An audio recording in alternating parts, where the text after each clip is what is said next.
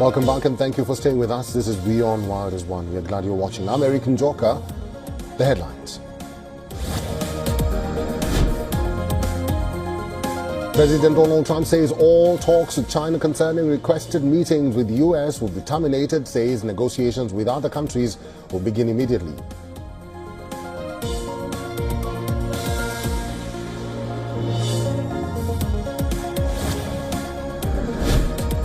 Mexican President Claudia Sheinbaum says that Mexico, the top U.S. trading partner, will not rule out imposing reciprocal tariffs, says the country prefers to continue dialogue before taking any other measures.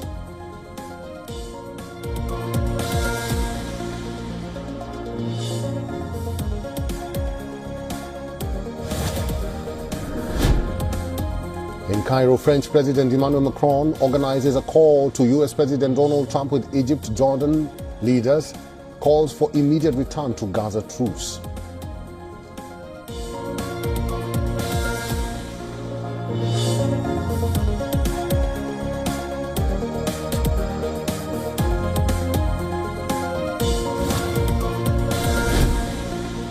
The Kremlin says Russia is ready to do all it can to help resolve tensions between the US and Iran around Tehran's nuclear program.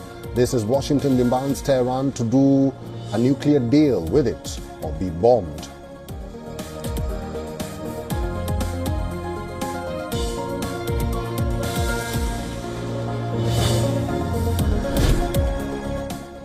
US Supreme Court rejects 26/11 Mumbai terror attack accused Tahawwur Rana's plea to pause his extradition to India, clears the way for his handover.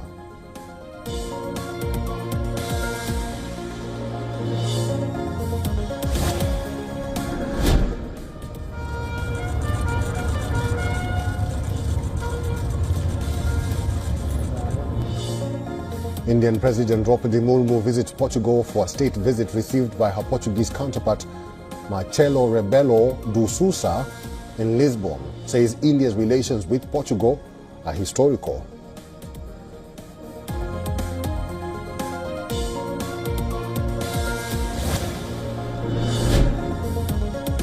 Delhi records its highest temperature of the season as mercury touches 40.2 degrees Celsius. The city experiences a heat wave which is expected to intensify in the coming days.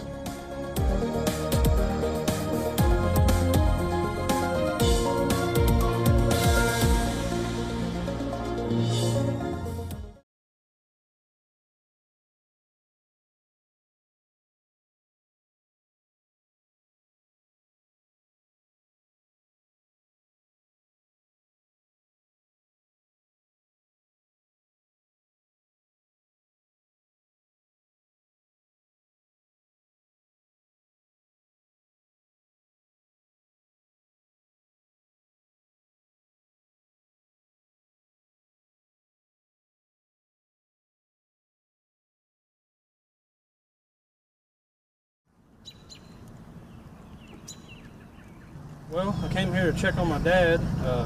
He lives right over there by the baseball fields, and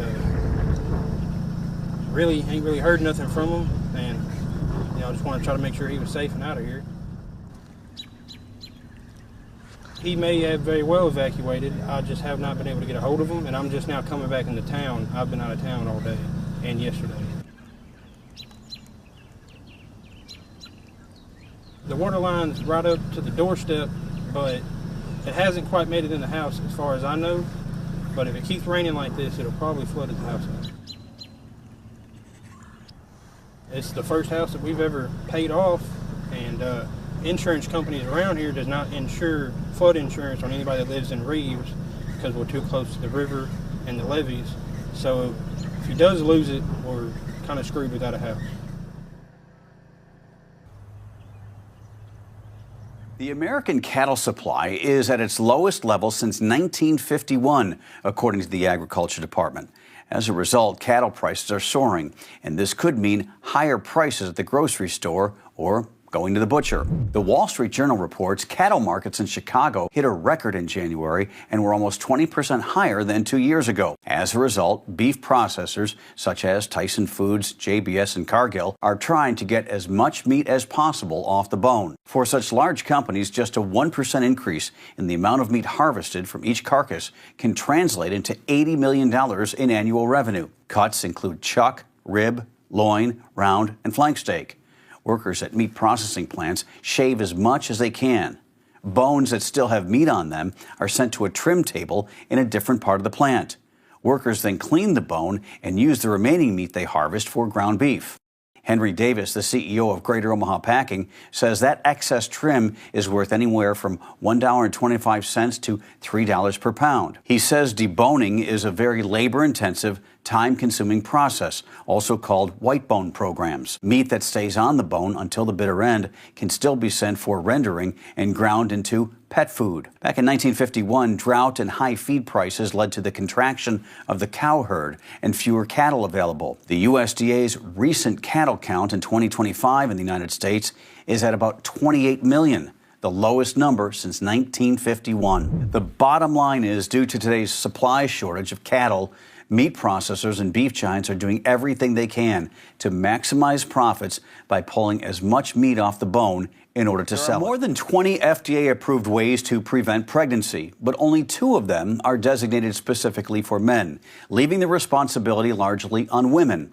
While no contraception method is 100% foolproof, men's 2 choices include vasectomies, which are most often permanent, or condoms. While condoms have a 99% effectiveness rate in clinical settings, when used in the real world, they're only effective about 87% of the time.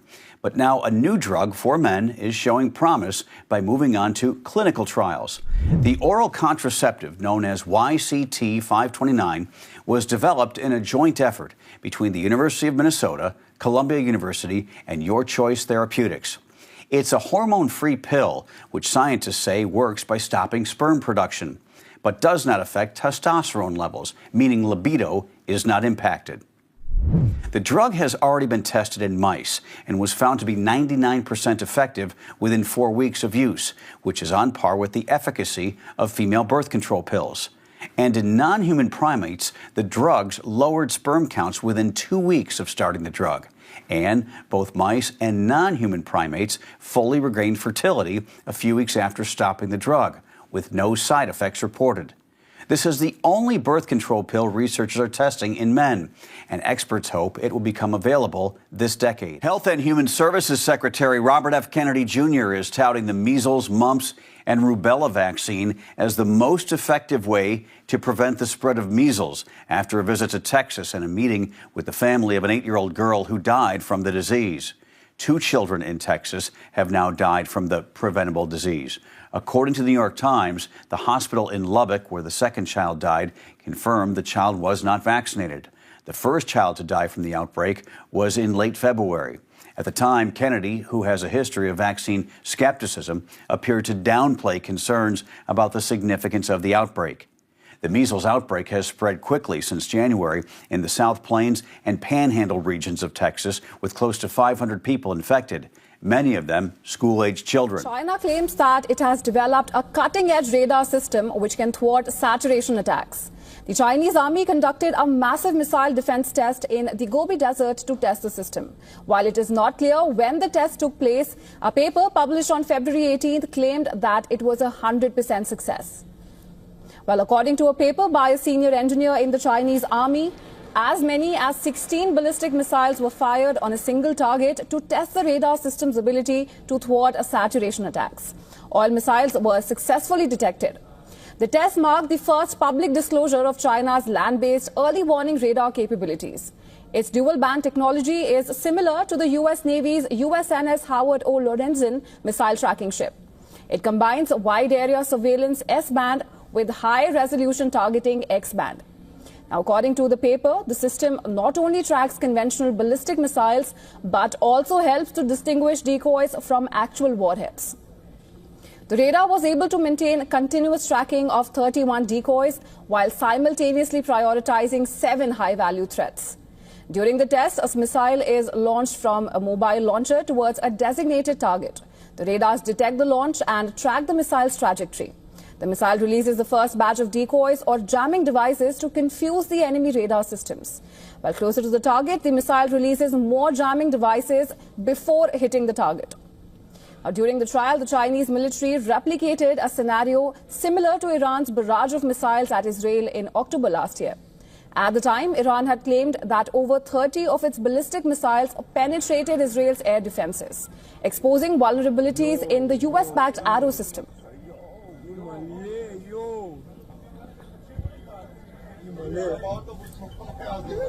Speaking of the border, have you talked to Attorney General Pam Bondi recently about the cases going on with the deportations? Yeah, sure. It's really sad when you think that Biden allowed millions of people to come in, and if they find one, now I will tell you, the one, somebody said he's a member of MS-13, not Tren de Aragua. He's a member of MS-13, and therefore he should immediately be brought back. Well, MS-13 is just as bad as Tren de Aragua. El Salvador's president said on X that he'd been invited to the White House on April 14th for a working visit. In their system, their prison system, they spend a tiny fraction of the money that this country spends. So, but he is coming in, I don't know when, but he is coming in sometime over the next couple of weeks. So that's El Salvador. The president there said he would be willing to take American citizens in the federal prison population. Is that one of the ideas they're going to be discussing? Well, I love that. If we could take some of our 20-time wise guys that push people into subways and that hit people over the back of the head and that purposely run people over in cars, if he would take them, I'd be honored to give them. I don't know what the law says on that, but I can't imagine the law would say anything different. If they can house these horrible criminals for a lot less money than it costs us, I'm all for it. But I'd only do according to the law. To President Donald Trump, he is remaining defiant about his tariffs. He's saying this is a, quote, economic revolution, and it all comes after drastic drops on the stock market. Wall Street business owners and consumers now bracing as President Trump's individual targeted tariffs on more than 50 countries are set to go into effect later this week. This is in addition to 10% across the board tariffs. The president has insisted these tariffs will drive business to the U.S., but experts say that could take years. How is our economy supposed to thrive in this sort of in-between time?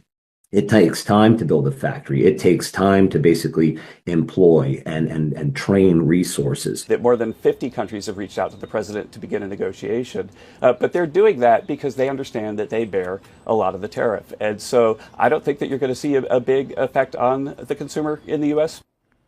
Now, that was a White House official just talking, refuting the idea that consumers could see price increases on everything that comes into our country, from electronics to cars to alcohol. I don't want anything to go down, but sometimes you have to take medicine to fix something. I spoke to a lot of leaders, European, Asian, from all over the world. They're dying to make a deal, but I said, we're not going to have deficits with your country. We're not going to do that, because to me a deficit is a loss. We're going to have surpluses, or we're at worst going to be breaking even. We will be taking in over $1 trillion over the next short period of time with the tariffs that I've already instituted. They're already in place. Now, what's going to happen with the market, I can't tell you, but I can tell you our country has gotten a lot stronger. But I do want to solve the deficit problem that we have with China, with the European Union and other nations. And they're going to have to do that. And if they want to talk about that, I'm open to talking. But otherwise, why would I want to talk? They want to talk, but there's no talk unless they pay us a lot of money on a yearly basis. The report is that we had a deal pretty much with Tic-Tac. Not a deal, but pretty close. And then China changed the deal because of tariffs. If I gave a little cut in tariffs, they'd approve that deal in 15 minutes, which shows you the power of tariffs. The Prime Minister has confirmed Australia is among dozens of countries trying to negotiate a tariffs deal with the US President. At the front of the queue, Benjamin Netanyahu, Israel's Prime Minister, set to become the first world leader to have face-to-face talks with Donald Trump. Donald Trump's bombshell tariffs have shocked the global economy. Now the world wants to talk. I spoke to a lot of leaders, European, Asian, from all over the world. They're dying to make a deal, But I said, we're not going to have deficits with your country. More than 50 countries have reached out to the president to begin a negotiation. Is Australia one of those countries? Yes. At least some keen to keep the US president on side, but he's playing hardball with China and Europe. They want to talk, but there's no talk unless they pay us a lot of money on a yearly basis. The UK Prime Minister Sir Keir Starmer is pushing for an economic deal with the US, and from the Italian Prime Minister, gli strumenti negoziali ed economici necessari. We are ready to deploy all the instruments, negotiations and economic needed. Tomorrow, Israeli Prime Minister Benjamin Netanyahu will become the first foreign leader to talk tariffs with Trump face-to-face as he negotiates the 17% levy on goods imported from his country. But as the US president's team continued its hard sell, there were mixed messages. This is not a negotiation. This is a national emergency. Is President Trump willing to negotiate, or are these tariffs permanent? He's created maximum leverage for himself. The uncertainty appears at odds with one of the key goals of Donald Trump's signature economic policy, which is to convince businesses to invest long-term and build factories here in the United States. The confusion doing nothing to ease the concerns on Wall Street. I think people have seen their retirement savings on fire, and there he is out on the golf course. Libya's central bank devalued the country's currency by 13.3% on Sunday amid ongoing fiscal strain. The exchange rate for the dinar has now been set at 5.5677 to the US dollar, effective immediately. This marks the first official devaluation of the currency since 2020, when the rate was 4.48 to the dollar. Meanwhile, the dinar continues to trade at a much lower rate on the black market. This rate has been volatile in recent months, following a power struggle over control over the central bank that slashed oil production and exports. The crisis was resolved with an agreement between the eastern and western legislative bodies to appoint a new central bank governor. Libya has been plagued by instability since a 2011 uprising, which led to the establishment of the rival administrations.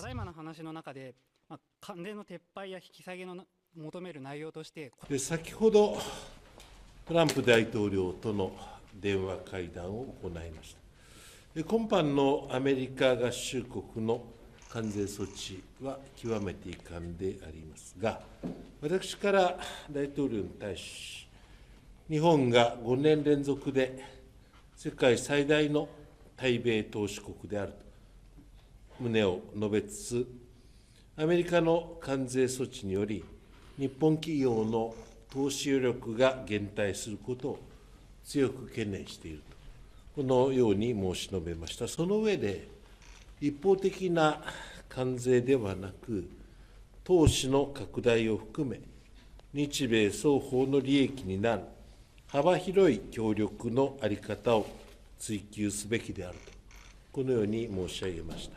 トランプ大統領からは、国際経済において、アメリカが現在置かれている状況について、率直な認識が示されました。トランプ大統領とは、今後も率直かつ建設的な協議を続けていくことを確認をいたしました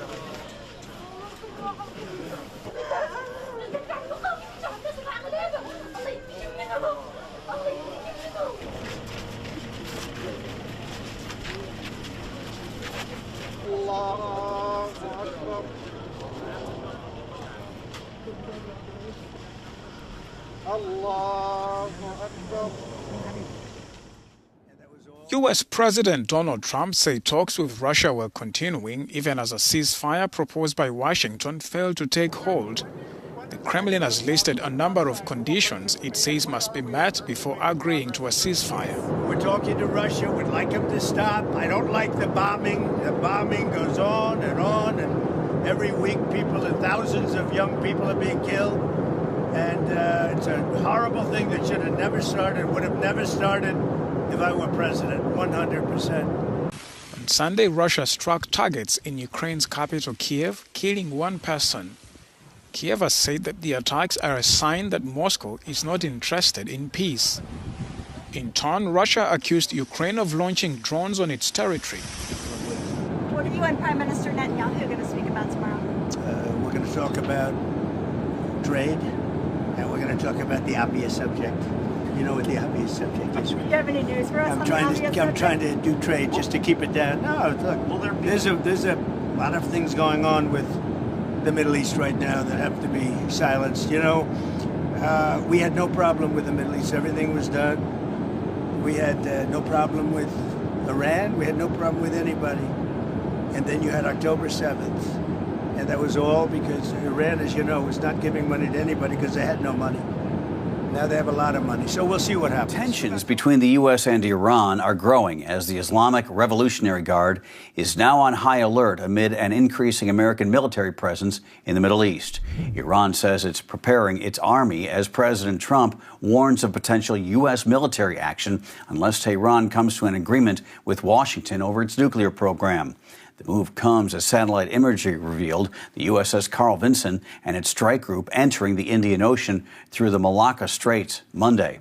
The move could signal an even more aggressive U.S. stance toward Iran.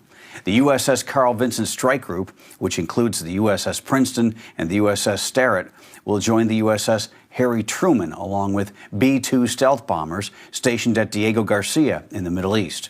With these aircraft carriers and bombers, the U.S. is capable of air and missile strikes in the region, yet remains at a distance far enough to avoid counterattacks. The new deployments come as Donald Trump is reportedly weighing indirect nuclear talks with Iran as well as military strikes.